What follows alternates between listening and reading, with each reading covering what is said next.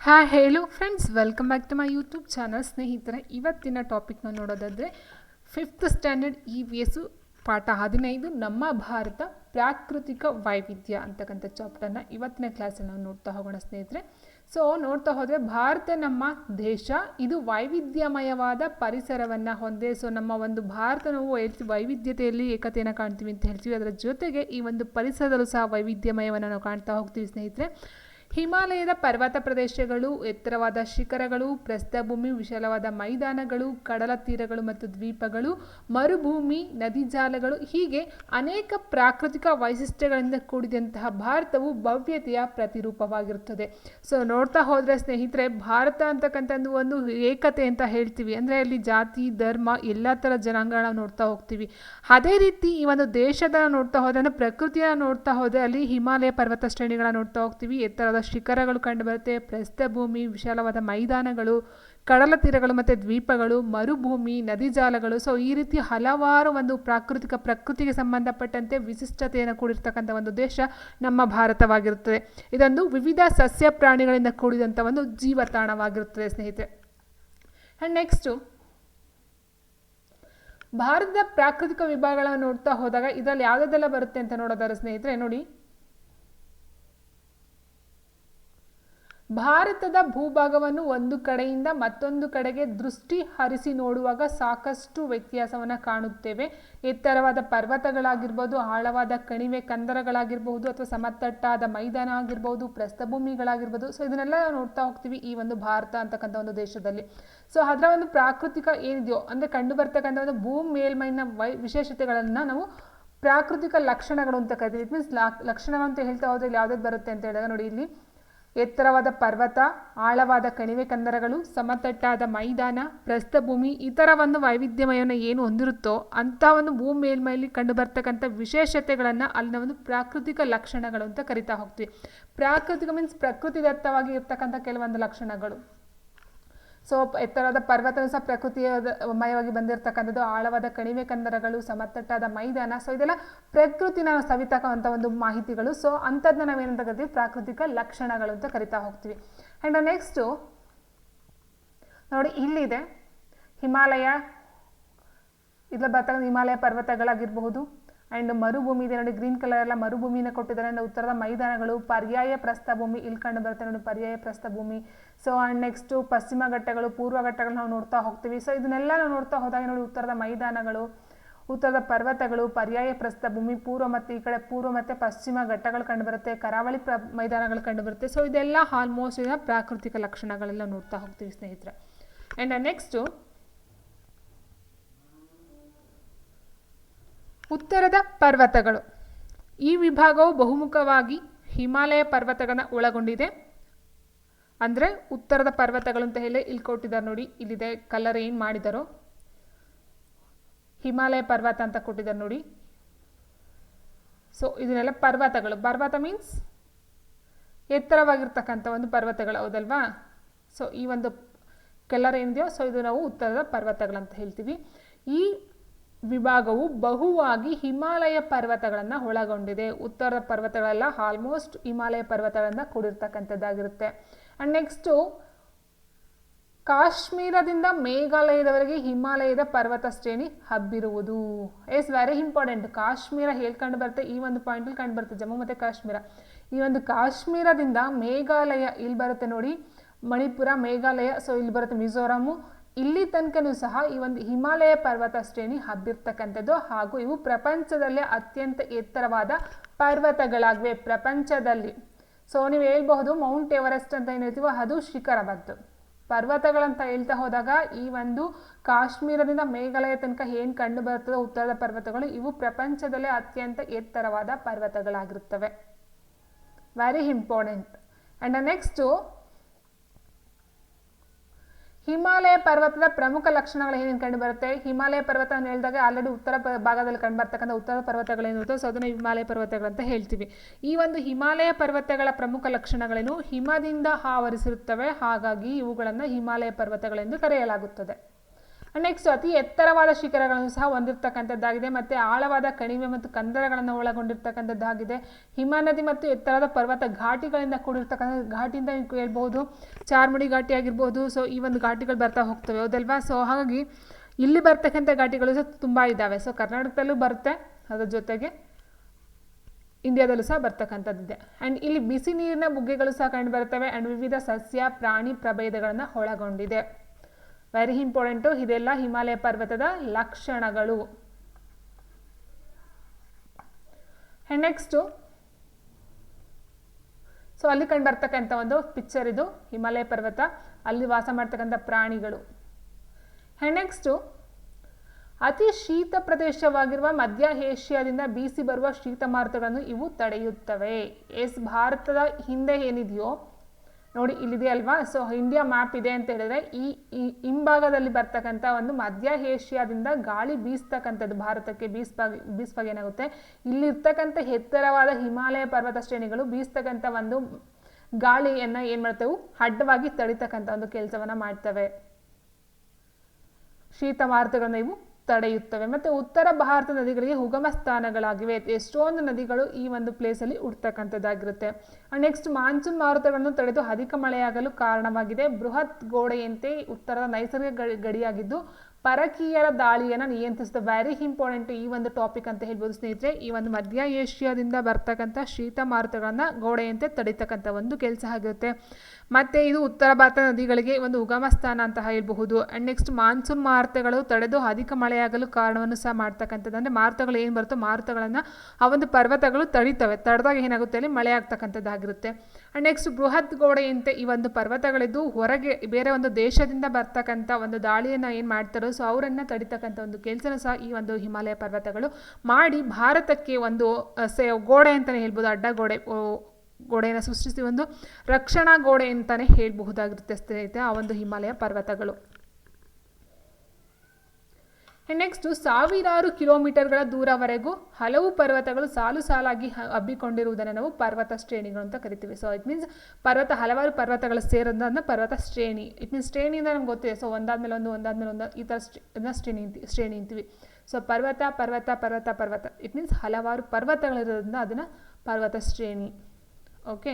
ಇನ್ನು ನೆಕ್ಸ್ಟ್ ಅರಾವಳಿ, ಪಶ್ಚಿಮ ಘಟ್ಟ, ಪೂರ್ವ ಘಟ್ಟ, ವಿಂಧ್ಯ, ಸಾತ್ಪುರ ಶ್ರೇಣಿಗಳು ಭಾರತದ ಇತರ ಪ್ರಮುಖ ಪರ್ವತ ಶ್ರೇಣಿಗಳಾಗಿವೆ. ಸೊ ಈ ಒಂದು ಏನು ಹಿಮಾಲಯ ಪರ್ವತಗಳಿದಾವೋ ಅದರ ಜೊತೆಗೆ ಅರಾವಳಿ ಬೆಟ್ಟಗಳಾಗಿರ್ಬೋದು, ಪಶ್ಚಿಮ ಘಟ್ಟಗಳಾಗಿರ್ಬೋದು, ಪೂರ್ವ ಘಟ್ಟಗಳಾಗಿರ್ಬೋದು, ವಿಂಧ್ಯ ಪರ್ವತ, ಸಾತ್ಪುರ ಶ್ರೇಣಿಗಳು. ಸೊ ಇವೆಲ್ಲ ಭಾರತದ ಪ್ರಮುಖ ಪರ್ವತ ಶ್ರೇಣಿಗಳಲ್ಲಿ ಕಂಡು ಬರ್ತಕ್ಕಂಥದ್ದಾಗಿರುತ್ತೆ. ಇನ್ನು ನೆಕ್ಸ್ಟ್ ಹಿಮಾಲಯ ಪರ್ವತ ಶ್ರೇಣಿಯಲ್ಲಿ ಮೈ ಕೊರೆಯುವಷ್ಟು ಚಳಿ ಇರುವುದರಿಂದ ಇಲ್ಲಿ ಹೆಚ್ಚು ಜನರು ವಾಸಿಸುವುದಿಲ್ಲ. ಹಿಮಾಲಯ ಪರ್ವತದಲ್ಲಿ ಹೆಚ್ಚು ಜನ ವಾಸ ಮಾಡೋಲ್ಲ. ಬಿಕಾಸ್ ಯಾಕಂತಂದರೆ ಅಲ್ಲಿ ಚಳಿ ತುಂಬ ಇರುತ್ತೆ. ಸಿಂಧು, ಗಂಗಾ, ಯಮುನಾ, ಬ್ರಹ್ಮಪುತ್ರ ನದಿಗಳು ಈ ಪರ್ವತ ಶ್ರೇಣಿಯಲ್ಲೇ ಹುಟ್ಟಿ ಹರಿಯುತ್ತವೆ.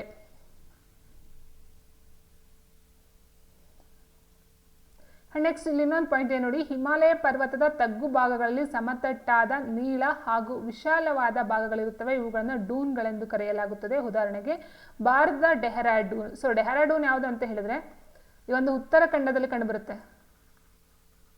ಉತ್ತರಾಖಂಡ್. ಸೊ ಡೆಹ್ರಾಡೂನ್ ಅಂತಕ್ಕಂಥ ಒಂದು ಡೂನ್ ಆಗಿರುತ್ತೆ. ಇದು ಪ್ರಸಿದ್ಧ ಪ್ರವಾಸಿ ತಾಣವೂ ಸಹ ಆಗಿರ್ತಕ್ಕಂಥದ್ದು.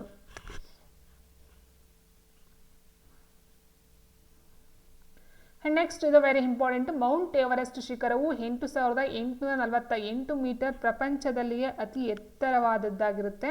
And Mount Godwin Austen K2 ಅಂತ ಹೇಳ್ತೀವಿ. ಇದು ಭಾರತದಲ್ಲಿ ಅತ್ಯಂತ ಎತ್ತರವಾದಂಥ ಒಂದು ಶಿಖರ ಬಂದು ಗಾಡ್ವಿನ್ ಅಸ್ಟಿನ್ನು.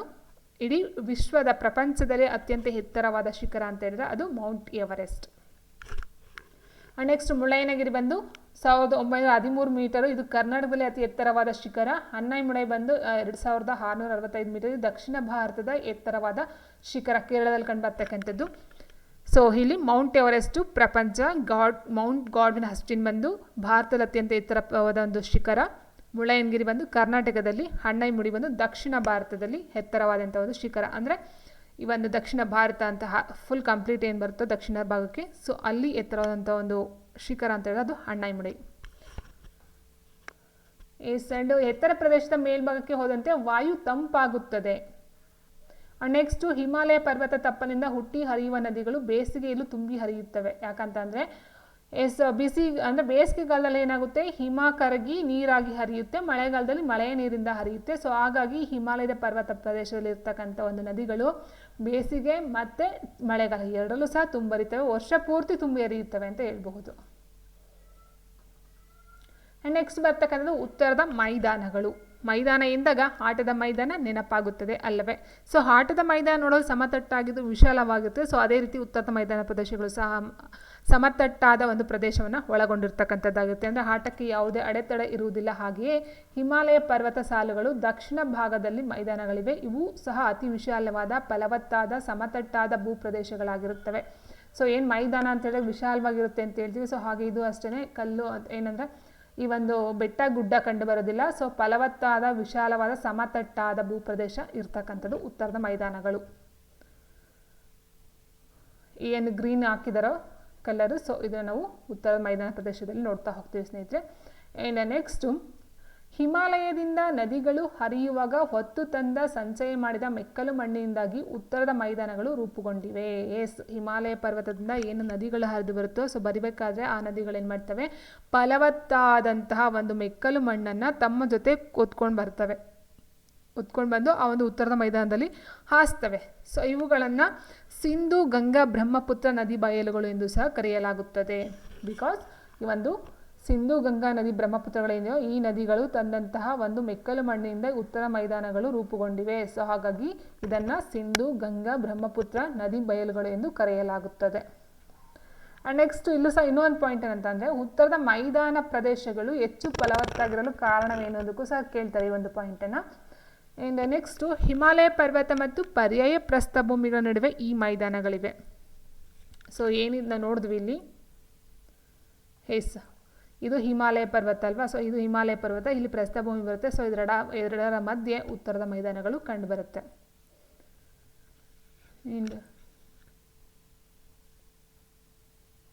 ನದಿಗಳು ಮೆಕ್ಕಲು ಮಣ್ಣನ್ನು ಸಂಚಯ ಸಟ್ಲೇಜ್, ಗಂಗಾ, ಬ್ರಹ್ಮಪುತ್ರ ಮತ್ತು ಅವುಗಳ ಉಪನದಿಗಳು ಇಲ್ಲಿ ಹರಿಯುತ್ತವೆ.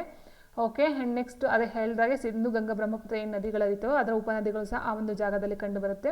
ಆ್ಯಂಡ್ ನದಿಗಳು ಮೆಕ್ಕಲು ಮಣ್ಣನ್ನು ಸಂಚಯ ಮಾಡುವುದರಿಂದ ಈ ಭಾಗವು ಹೆಚ್ಚು ಫಲವತ್ತತೆಯಿಂದ ಕೂಡಿರುತ್ತದೆ. ಗೋಧಿ, ಭತ್ತ, ಹತ್ತಿ, ಮೆಕ್ಕೆಜೋಳ, ಕಬ್ಬು ಇತ್ಯಾದಿ ಬೆಳೆಗಳನ್ನು ಇಲ್ಲಿ ಬೆಳೆಯಲಾಗುತ್ತದೆ. ಓಕೆ. ಆ್ಯಂಡ್ ಫಲವತ್ತಾದ ಈ ಬಯಲುಗಳನ್ನು ಭಾರತದ ಆಹಾರ ಕಣಜ ಎಂದು ಕರೆಯಲಾಗುತ್ತದೆ. Very important. ಭಾರತದ ಆಹಾರ ಕಣಜ ಎಂದು ಕರೆಯಲ್ಪಡೋದು ಯಾವುದಂತ ಹೇಳಿದರೆ ಈ ಒಂದು ಉತ್ತರದ ಮೈದಾನಗಳು. ಓಕೆ. ಸೊ ಇದು ವೆರಿ ಇಂಪಾರ್ಟೆಂಟ್. ಈ ಒಂದು ಟಾಪಿಕ್ ನೋಡ್ಕೊಳ್ತಾ ಹೋಗಿ ಈ ಒಂದು ಪಾಯಿಂಟು.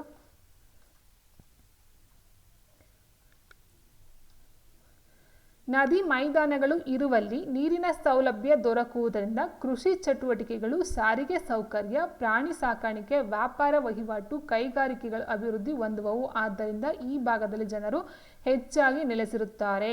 ಓಕೆ ಸ್ನೇಹಿತರೆ. ಸೊ ಹಿಮಾಲಯದಲ್ಲಿ ಏನಿದೆಯೋ ಹಿಮಾಲಯ ಪರ್ವತಗಳಲ್ಲಿ ಜನರು ವಾಸ ಕಮ್ಮಿ ಇದೆ, ಬಟ್ ಈ ಒಂದು ಉತ್ತರ ಮೈದಾನಗಳಲ್ಲಿ ಜನರ ಸಂಖ್ಯೆ ಜಾಸ್ತಿ ಇದೆ. ಪ್ರಾಕೃತಿಕ ವೈವಿಧ್ಯತೆಯು ಅಲ್ಲಿ ವಾಸಿಸುವ ಜನರ ಆಚಾರ, ವಿಚಾರ, ಸಂಸ್ಕೃತಿಯ ಮೇಲೆ ಪ್ರಭಾವ ಬೀರುತ್ತದೆ. ಹರಪ್ಪ ನಾಗರಿಕತೆಯ ಹಲವು ನಗರಗಳು ನದಿ ಬಂಡೆಯಲ್ಲಿ ನಿರ್ಮಾಣಗೊಂಡಿದ್ದವು.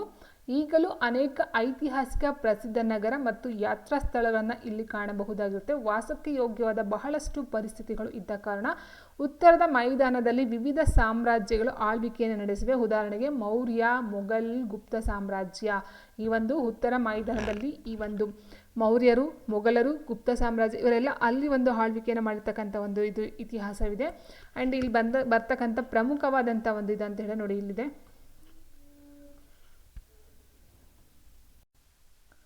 ಸೊ ಇಲ್ಲಿ ಕೆಲವೊಂದು ಕೊಟ್ಟಿದ್ದಾರೆ. ಸೊ ಇಲ್ಲಿ ನೋಡ್ತಾ ಹೋದ ಸ್ನೇಹಿತರೆ ಇದೇನಿದು ಅಶೋಕ ಸ್ತಂಭ ಅಂತ ಹೇಳ್ತೀವಿ. ಅಶೋಕ ಸ್ತಂಭ ಸಾರನಾಥದಲ್ಲಿರ್ತಕ್ಕಂಥದ್ದು. ಆ್ಯಂಡ್ ಇದು ಬಂದು ಐರನ್, ಇಟ್ ಮೀನ್ಸ್ ಕಬ್ಬಿಣದ ಸ್ತಂಭ ಅಂತಕ್ಕಂಥದ್ದಾಗಿರುತ್ತೆ. ಕಬ್ಬಿಣದ ಸ್ತಂಭ ಇದು ಕಂಡು ಬರ್ತಕ್ಕಂಥದ್ದು ದೆಹಲಿಯಲ್ಲಿ. ಆ್ಯಂಡ್ ಇದು ಬಂದು ರೆಡ್ ಫೋರ್ಟ್, ಕೆಂಪು ಕೋಟೆ, ಇದು ಕಂಡು ಬರ್ತಕ್ಕಂಥದ್ದು ಅಷ್ಟೇ ದೆಹಲಿಯಲ್ಲೇ. ಆ್ಯಂಡ್ ನೆಕ್ಸ್ಟು ತಾಜ್ ಮಹಲ್ ಬಂದು ಆಗ್ರಾ. ತಾಜ್ ಮಹಲ್ ಆಗ್ರಾ. ಆ್ಯಂಡ್ ಇದು ಬಂದು ನಳಂದ ವಿಶ್ವವಿದ್ಯಾನಿಲಯ.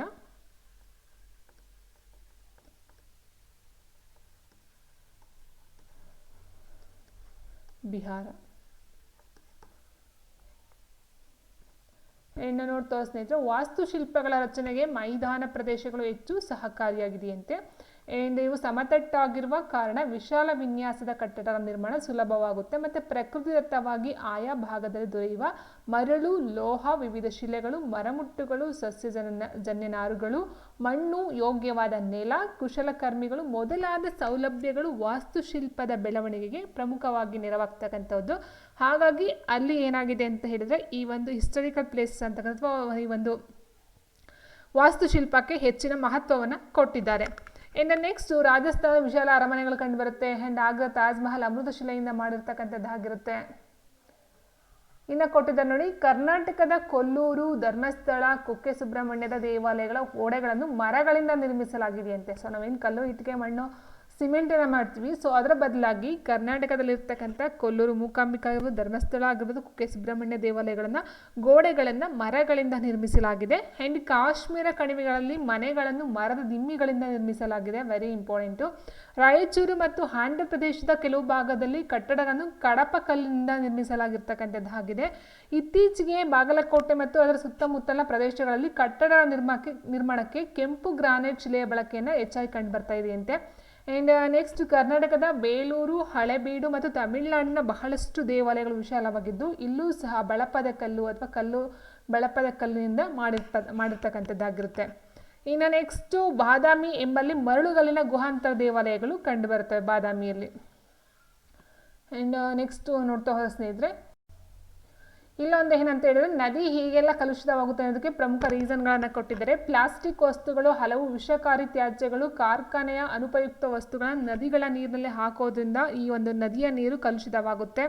ಆ್ಯಂಡ್ ವಿವಿಧ ರಾಸಾಯನಿಕ ಬಣ್ಣಗಳ ಲೇಪನದ ವಿಗ್ರಹ ಅಥವಾ ಮೂರ್ತಿಗಳನ್ನು ನೀರಿನಲ್ಲಿ ಬಿಟ್ಟಾಗ, ಅಂದರೆ ಈ ಒಂದು ಗಣಪತಿ ಅಂತ ನಾವೇನು ಹೇಳ್ತೀವಿ, ಗಣಪತಿ ಆಗಿರಬಹುದು.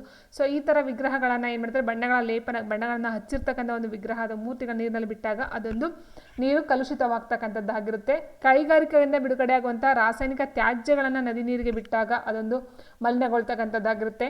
ಮಹಾನಗರದಲ್ಲಿ ಉತ್ಪತ್ತಿಯಾಗುವ ಸಾವಿರಾರು ಟನ್ಗಳಷ್ಟು ವಿವಿಧ ರೂಪದ ತ್ಯಾಜ್ಯಗಳನ್ನು ನದಿಯ ನೀರಿಗೆ ವಿಷವನ್ನಾಗಿ ಮಾಡ್ತಕ್ಕಂಥದ್ದಾಗಿರುತ್ತೆ ಸ್ನೇಹಿತರೆ. ಆ್ಯಂಡ್ ಗಣಿಗಾರಿಕೆಯಿಂದ ನದಿಗಳು ಕಲುಷಿತಗೊಳ್ಳುತ್ತವೆ. ಓಕೆ, ಇದೆಲ್ಲ ನೀರಿನ ಒಂದು ಕಲುಷಿತಗೊಳ್ತಕ್ಕಂಥದಕ್ಕೆ ಮೇನ್ ರೀಸನ್ಸ್ಗಳು. ಅದಾದ ನಂತರ ಪರ್ಯಾಯ ಪ್ರಸ್ಥಭೂಮಿ ಅಂದರೆ ಭೂಪಟದಲ್ಲಿ ನರ್ಮದಾ ನದಿಯನ್ನು ಗುರುತಿಸಿ ಅಂತ ಕೊಟ್ಟಿದ್ದಾರೆ. ಸೊ ನರ್ಮದಾ ನದಿ ಎಲ್ಲಿ ಕಂಡು ಬರುತ್ತೆ, ಇದರಿಂದ ನೋಡ್ತಾ ಇದ್ದಾರೆ ನೋಡಿ, ಉತ್ತರ ಭಾರತದಲ್ಲಿ ಕಂಡು ಬರ್ತಕ್ಕಂಥ ನರ್ಮದಾ ನದಿ ಅಂತಕ್ಕಂಥದ್ದು ಉತ್ತರ ಪ್ರದೇಶ ನೋಡಿ ಇಲ್ಲಿ ಕಂಡು ಬರುತ್ತೆ. ಇಲ್ಲಿದೆ ನೋಡಿ ನರ್ಮದಾ. ಸೊ ಇದು ನರ್ಮದಾ ಕಂಡು ಬರ್ತಕ್ಕಂಥದ್ದು. ನರ್ಮದಾ ಸೋನೆ ನದಿ ಸೀಲು ಕಣಿವೆಯು ಈ ಭೂಭಾಗವನ್ನು 2 ಭಾಗಗಳಾಗಿ ವಿಂಗಡಿಸಲಾಗುತ್ತೆ. ಒಂದು ಮಾಳ್ವಾ ಪ್ರಸ್ಥಭೂಮಿ ಮತ್ತು ಇನ್ನೊಂದು ದಕ್ಷಿಣ ಭಾಗವನ್ನು ದಖನ್ ಪ್ರಸ್ಥಭೂಮಿ. ಈ ನರ್ಮದಾ ನದಿ ಏನಿದೆಯೋ ಇದೇನು ಮಾಡುತ್ತೆ ಅಂತ ಹೇಳಿದ್ರೆ, ಮೇಲ್ಗಡೆ ಇರ್ತಕ್ಕಂಥ ಅಂದರೆ ಉತ್ತರ ಭಾಗಕ್ಕೆ ಇರ್ತಕ್ಕಂಥ ಮಾಳ್ವಾ ಪ್ರಸ್ಥಭೂಮಿ ಅಂತಕ್ಕಂಥದ್ದು ಮತ್ತು ಕೆಳಗಡೆ ದಕ್ಷಿಣಕ್ಕೆ ಬರ್ತಕ್ಕಂಥ ದಖನ್ ಪ್ರಸ್ಥಭೂಮಿ ಅಂತ ಈ 2 ಪ್ರಸ್ಥಭೂಮಿಯನ್ನು ಡಿವೈಡ್ ಮಾಡ್ತಕ್ಕಂಥದ್ದು ಈ ಒಂದು ನರ್ಮದಾ ನದಿ ಆಗಿರುತ್ತೆ. ಆ್ಯಂಡ್ ನೆಕ್ಸ್ಟ್, ಮಾಳ್ವಾ ಪ್ರಸ್ಥಭೂಮಿಯು ಉತ್ತರದಲ್ಲಿ ಅರಾವಳಿ ಮತ್ತು ದಕ್ಷಿಣದಲ್ಲಿ ವಿಂಧ್ಯ ಪರ್ವತಗಳಿವೆ. ಸೊ ಅರಾವಳಿ ಪರ್ವತ ಉತ್ತರದಲ್ಲಿ ಕಂಡು ಬರುತ್ತೆ, ಇಲ್ಲಿದೆ ನೋಡಿ, ಅರಾವಳಿ ಪರ್ವತ ಉತ್ತರದಲ್ಲಿ ಕಂಡು ಬರುತ್ತೆ. ಆ್ಯಂಡ್ ದಕ್ಷಿಣದಲ್ಲಿ ವಿಂಧ್ಯ ಪರ್ವತಗಳು. ಸೊ ಎಲ್ಲಿದೆ ವಿಂಧ್ಯ ಪರ್ವತಗಳನ್ನು ನೋಡ್ತಾ ಹೋದರೆ ನೋಡಿ, ಇಲ್ಲೇ ನೋಡಿ ವಿಂಧ್ಯ ಪರ್ವತ. ಮತ್ತು ವಿಂಧ್ಯ ಪರ್ವತ ಅದರ ಜೊತೆಗೆ ಬರ್ತಕ್ಕಂಥ ನೋಡಿ ನೀಲಗಿರಿ ಬೆಟ್ಟಗಳು ಕಂಡು ಬರುತ್ತೆ. ಮತ್ತು ಪಾಲ್ಘಟ್ಟ, ಅಣ್ಣಾಮಡಿ ಕಂಡು ಬರುತ್ತೆ. ಅಣ್ಣಾಮಡಿ ಕೇರಳದಲ್ಲಿ ಕಂಡು ಬರ್ತಕ್ಕಂಥದ್ದು. ಆ್ಯಂಡ್ ಮುಳ್ಳಯ್ಯನಗಿರಿ ಇಲ್ಲಿದೆ ನೋಡಿ, ಮುಳ್ಳಯ್ಯನಗಿರಿ ಗುರು ಶಿಖರ ಎಂಬುದು ಅರಾವಳಿ ಸಣ್ಣ ಅತಿ ಎತ್ತರವಾದ ಒಂದು ಶಿಖರ. ವೆರಿ ಇಂಪಾರ್ಟೆಂಟ್ ಈ ಒಂದು ಪಾಯಿಂಟು ಅಷ್ಟೇ. ಗುರು ಶಿಖರ ಅರಾವಳಿ ಬೆಟ್ಟದಲ್ಲಿ ಕಂಡು ಬರ್ತಕ್ಕಂಥ ಅತಿ ಎತ್ತರ ಒಂದು ಶಿಖರ ಆಗಿರುತ್ತೆ.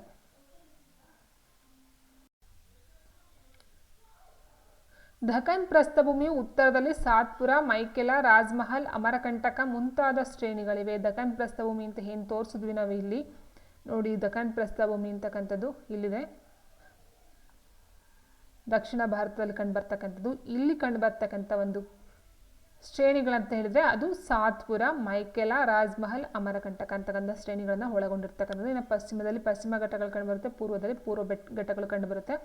ಪಶ್ಚಿಮ ಘಟ್ಟಗಳ ದಕ್ಷಿಣಕ್ಕೆ ಅಣ್ಣಾಮಲೈ ನೋಡಿ, ಇಲ್ಲಿದೆ ಅಣ್ಣಾಮಲೈ ದಕ್ಷಿಣ ಅಂತ ಇಲ್ಲಿದೆ ನೋಡಿ ಅಣ್ಣಾಮಲೈ, ನೀಲಗಿರಿ, ಪಾಲ್ಘಾಟ್ ಎಲ್ಲ ಕಂಡು ಬರ್ತಕ್ಕಂಥದ್ದು. ಇಲ್ಲಿ ಪೂರ್ವ ಘಟ್ಟಗಳು ನೀಲಗಿರಿ ಬೆಟ್ಟಗಳಲ್ಲಿ ಕೂಡುತ್ತವೆ. ಇಲ್ಲಿ ಉದಕಮಂಡಲ ಎಂಬ ಪ್ರಸಿದ್ಧ ಗಿರಿಧಾಮವಿದೆ. ಪಶ್ಚಿಮ ಘಟ್ಟದಲ್ಲಿ ದಕ್ಷಿಣ ಭಾರತ ಹಲವು ನದಿಗಳು ಉಗಮಿಸುತ್ತವೆ. ಇನ್ನು ಪ್ರಸ್ಥಭೂಮಿಯ ಪ್ರಮುಖ ಲಕ್ಷಣಗಳೇನು ಬರುತ್ತೆ? ಪ್ರಸ್ಥಭೂಮಿಯು ಸುತ್ತಮುತ್ತಲ ಪ್ರದೇಶಗಳಿಗಿಂತ ಎತ್ತರವಾಗಿದ್ದು ಮೇಲ್ಭಾಗದಲ್ಲಿ ಸಮತಟ್ಟಾಗಿರುವ ಹಾಗೂ ಕಡಿದಾದ ಬದಿಗಳುಳ್ಳ ಭೂಪ್ರದೇಶವನ್ನು ಹೊಂದಿರ್ತಾರೆ. ಅಂದರೆ ಇಲ್ಲಿ ಪ್ಲೇನೇ ಇರುತ್ತೆ, ಬಟ್ ಅಂದರೆ ಇಳಿಜಾರು. ಫಾರ್ ಎಕ್ಸಾಂಪಲ್ ಊಟಿ ಇದು ನೋಡ್ತಾ ಹೋಗ್ತಾ ಕೊಡಗು ಅಂದರೆ ಇಳಿಜಾರು ಆಗಿರ್ತಕ್ಕಂಥದ್ದು, ಸಮತಟ್ಟಾದಂಥ ಒಂದು ಭೂಮಿನೇ ಇರುತ್ತೆ, ಬಟ್ ಕಡಿದಾದ ಬದುಗಳನ್ನು ಕಟ್ಟಿರ್ತಕ್ಕಂಥದ್ದಾಗಿರುತ್ತೆ.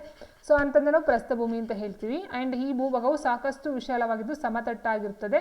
ದಖನ್ ಪ್ರಸ್ಥಭೂಮಿಯು ಭಾರತ ಅತಿ ದೊಡ್ಡ ಪ್ರಸ್ಥಭೂಮಿಯಾಗಿದೆ. Very important. ಭಾರತದಲ್ಲಿ ಅತಿ ದೊಡ್ಡ ಪ್ರಸ್ಥಭೂಮಿ ಅಂತ ಇರೋದು ದಖನ್ ಪ್ರಸ್ಥಭೂಮಿ. ಇದು ಪುರಾತನ ಗಟ್ಟಿ ಶಿಲೆಗಳಿಂದ ರಚನೆ ಆಗಿರ್ತಕ್ಕಂಥದ್ದು. ಇನ್ನು ಪ್ರಮುಖ ಅನುಕೂಲಗಳಂದರೆ ಪರ್ಯಾಯ ಪ್ರಸ್ಥಭೂಮಿಯು ಸಮೃದ್ಧ ಖನಿಜ ಸಂಪತ್ತನ್ನು ಹೊಂದಿರತಕ್ಕಂಥದ್ದಾಗಿದೆ. ಇಲ್ಲಿ ಹರಿಯುವ ನದಿಗಳು ಬೆಳೆಗಳನ್ನು ಬೆಳೆಯಲು ಸಹಕಾರಿಯಾಗಿದೆ. ಯಾಕಂತಂದರೆ ನೀರನ್ನು ಹಾಯಿಸ್ತಕ್ಕಂಥದ್ದಾಗಿರ್ಬೋದು ಅಥವಾ ಫಲವತ್ತಾದ ಮಣ್ಣನ್ನು ಕೊಚ್ಕೊ ಬರ್ತಕ್ಕಂಥದ್ದಾಗಿರ್ಬೋದು. ಸೊ ಹಾಗಾಗಿ ನದಿಗಳು ಸಹ ಇದಕ್ಕೆ ಅನುಕೂಲವನ್ನು ಮಾಡಿಕೊಡ್ತಕ್ಕಂಥದ್ದು. ಇಲ್ಲಿ ಜಲಪಾತಗಳಿದ್ದು ಜಲವಿದ್ಯುತ್ ತಯಾರಿಕೆಗೂ ಸಹ ಹೆಚ್ಚು ಉಪಯುಕ್ತವಾಗಿದೆ. ಕೃಷಿ, ಪ್ರಾಣಿ ಸಾಕಣೆ ಮತ್ತು ಕೈಗಾರಿಕೆಗಳಿಗೆ ಅನುಕೂಲಕರವಾಗಿದೆ. ಆ್ಯಂಡ್ ಪರ್ಯಾಯ ಪ್ರಸ್ಥಭೂಮಿ ಅನೇಕ ಸಾಮ್ರಾಜ್ಯಗಳು ತಮ್ಮ ಆಳ್ವಿಕೆ ನಡೆಸಿವೆ. ಅದ್ಯಾವುದು? ರಾಷ್ಟ್ರಕೂಟರು, ಚಾಲುಕ್ಯರು, ಹೊಯ್ಸಳರು, ವಿಜಯನಗರ, ಕದಂಬ, ಗಂಗರ ಹಾಗೂ ಬಹುಮನಿ ಸುಲ್ತಾ ಸಾಮ್ರಾಜ್ಯಗಳು ಈ ಒಂದು ಪರ್ಯಾಯ ಪ್ರಸ್ಥಭೂಮಿ ಎಂದು ಆ ಒಂದು ಜಾಗದಲ್ಲಿ ಕಂಡು ಬರ್ತಕ್ಕಂಥದ್ದು ಆಗಿರುತ್ತೆ.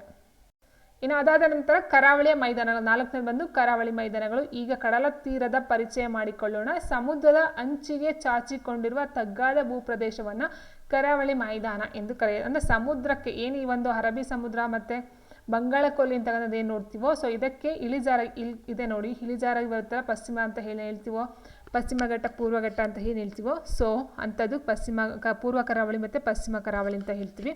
ಸೊ ಇದು ಕರಾವಳಿ ಮೈದಾನ. ಇದು ಬಂದು ಒಂದು ಸಮುದ್ರದ ಅಂಚಿಗೆ ಚಾಚಿಕೊಂಡಂತೆ ತಗ್ಗಾದ ಭೂಪ್ರದೇಶವನ್ನು ಒಳಗೊಂಡಿರ್ತಕ್ಕಂಥದ್ದು. ಭಾರತ ದೇಶಕ್ಕೆ ಉದ್ದವಾದ ಕರಾವಳಿ ಪ್ರದೇಶವಿದೆ. ನಮ್ಮ ದೇಶದಲ್ಲಿ ಅವುಗಳನ್ನು ಹೇಗೆ ಗುರುತಿಸಬಹುದು ಎಂದು ತಿಳಿಯೋಣ. ಓಕೆ, ಮುಂದೆ ತೋರಿಸ್ತಾರೆ ನೋಡಿ. ಭೂಪಟವನ್ನು ಗಮನಿಸಿದಾಗ ಪಶ್ಚಿಮದಲ್ಲಿ ಅರಬ್ಬಿ ಸಮುದ್ರ ಮತ್ತು ಪಶ್ಚಿಮ ಘಟ್ಟಗಳ ನಡುವೆ ಪಶ್ಚಿಮ ಕರಾವಳಿ ಇದೆ. ಸೊ ನೋಡಿ, ಇದು ಅರಬ್ಬಿ ಸಮುದ್ರ ಹೌದಲ್ವಾ? ಸೊ ಇದು ಅರಬ್ಬಿ ಸಮುದ್ರ. ಇಲ್ಲೇ ಪಶ್ಚಿಮ ಘಟ್ಟಗಳು ಕಂಡು ಬರ್ತಕ್ಕಂಥದ್ದು. ಸೊ ಇಲ್ಲಿ ಪೂರ್ವ ಘಟ್ಟಗಳು ಕಂಡು ಬರುತ್ತೆ. ಈ ಒಂದು ಜಾಗದಲ್ಲಿ ಪಶ್ಚಿಮ ಘಟ್ಟಗಳು ಕಂಡು ಬರುತ್ತೆ. ಈ ಪಶ್ಚಿಮ ಘಟ್ಟ ಮತ್ತು ಅರಬ್ಬಿ ಸಮುದ್ರದ ನಡುವೆ ಬರ್ತಕ್ಕಂಥದ್ದು ಈ ಒಂದು ಪಶ್ಚಿಮ ಕರಾವಳಿ. ಇಟ್ ಮೀನ್ಸ್ ಎರಡಕ್ಕೂ ಸಹ ಸೇರ್ಕೊಂಡು ಮಧ್ಯೆ ಬರ್ತಕ್ಕಂಥದ್ದಾಗಿರುತ್ತೆ. ಆ್ಯಂಡ್ ನೆಕ್ಸ್ಟ್ ಇದು ಉತ್ತರದಲ್ಲಿ ಗುಜರಾತ್ನ ಕಚ್ ಕಾರಿಯಿಂದ, ದಕ್ಷಿಣದಲ್ಲಿ ಕನ್ಯಾಕುಮಾರಿ. ಸೊ ಗುಜರಾತಿಂದ ಏನು ಬರುತ್ತೆ? ಈ ಗುಜರಾತ್ ಅಂತಕ್ಕಂಥ ನೋಡಿ ಇಲ್ಲಿ ಮೇಲಿದೆ.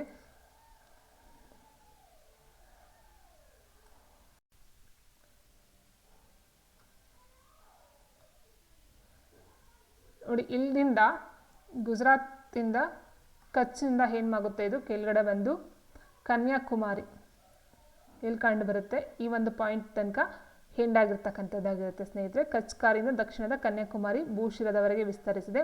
ಆ್ಯಂಡ್ ಬಂಗಾಳ ಕೊಲ್ಲಿ ಅಂತ ಹೇಳಿದ್ರೆ ಈ ಕಡೆದು ಬಂಗಾಳ ಕೊಲ್ಲಿ. ಸೊ ಈ ಬಂಗಾಳ ಕೊಲ್ಲಿ ಮತ್ತು ಪೂರ್ವ ಅಂತ ಹೇಳಿದಾಗ ಇದು ನಾವು ಹೇಳ್ತೀವಿ ನೋಡಿ, ಇದು ಪೂರ್ವಕ್ಕೆ ಬರುತ್ತಲ್ಲ. ಸೊ ಪೂರ್ವ ಘಟ್ಟಗಳ ನಡುವೆ ಪೂರ್ವ ಕರಾವಳಿ ಪ್ರದೇಶವಿದೆ. ಇದು ಉತ್ತರದಲ್ಲಿ ಗಂಗಾ ನದಿ ಮುಖಜ ಭೂಮಿಯಿಂದ ದಕ್ಷಿಣದ ಕನ್ಯಾಕುಮಾರಿಯವರೆಗೆ ಇದು ಸಹ ಹಬ್ಬಿಕೊಂಡಿರ್ತಕ್ಕಂಥದ್ದು.